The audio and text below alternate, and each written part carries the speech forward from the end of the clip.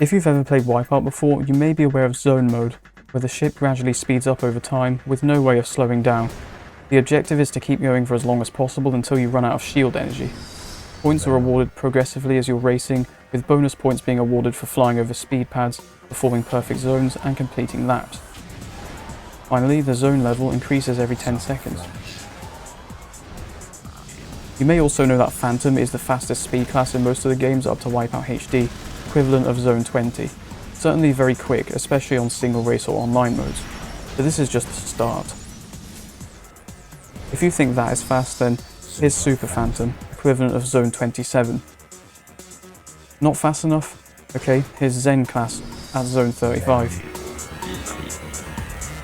Still too slow? Fine, here's Subsonic at Zone 50. Almost as fast as the speed of sound. But of course the speed continues to rise over time. Here's Supersonic, equivalent to Zone 75, the highest speed class in zone mode on WipEout HD. But it still doesn't stop there.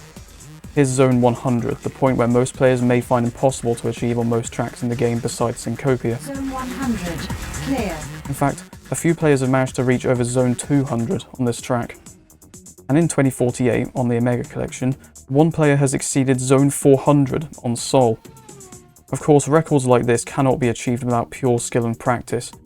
But what if I told you that there was a way you could achieve zone levels higher than this in one of the WipEout games without pressing anything on the controller for over 3 hours? Yes, this is true. Here's WipEout Fusion, the first game in the series to introduce zone mode. While this is a unique and fun title, it is possibly the most unpolished game in the series, featuring completely broken weapons, an autopilot weapon that likes to make you do 360s in the middle of the track. That was not me. And your ship also sometimes falls through the floor. What? There's one more thing that adds to this glitchy madness. The game came out in 2002 on the PlayStation 2, which was the perfect era for cheat codes, and something that was commonly found in PlayStation games ever since the early PS1 days in the mid-90s. And WipEout Fusion has a bunch of cheat codes of its own, most of which can be found in the gallery images, which is neat. The most notable cheat codes include infinite weapons, animal ships, throwback to WipEout 2097, and super fast ships, which is just completely stupid. But there is one more cheat code that breaks the game in ways that you may not initially think. Infinite shields. You may think that this is just a boring cheat code that allows you to be invincible when racing against opponents, and you would be correct, but there's much more to it. You know how I said at the beginning of the video that the objective of zone mode is to survive for as long as possible until running out of shield energy? Well, with the infinite shield cheat code active, this means that no matter how much you scrape and bash the walls, you'll never run out of shield energy, which means zone races can last forever. I never knew this was possible until recently. During my final WipEout Fusion playthrough stream last week, a viewer suggested that I should try doing a zone race using the infinite shield cheat, to see how long the game would last before crashing, and I think the result was surprising. As you may know, Zone 30 is the target for each zone race in this game, which can be difficult to achieve on certain tracks, especially Cubist Float Course 3, which is the track I chose during the stream. But naturally, with the infinite shield cheat enabled, reaching Zone 30 was practically effortless. And before long, I reached Zone 40, which is usually around the breaking point for my skill level in this game. If I didn't have the cheat code enabled, I certainly would have run out of shield energy by now, concluding the race. But we hadn't quite reached game breaking speeds just yet, so I kept going. A couple of minutes later, I reached Zone 50 before flying straight off the track after the starting grid, something that never usually is seen during normal gameplay. The ship was nearly uncontrollable at this speed, and it was no longer gripping the track surface properly. This issue got even worse once I reached Zone 60, making certain sections of the track almost impossible without being respawned. Even the respawn system itself was starting to break. Oh no, what's it doing? Oh, I did it wrong way. But the game was still running fine though, no crashes yet.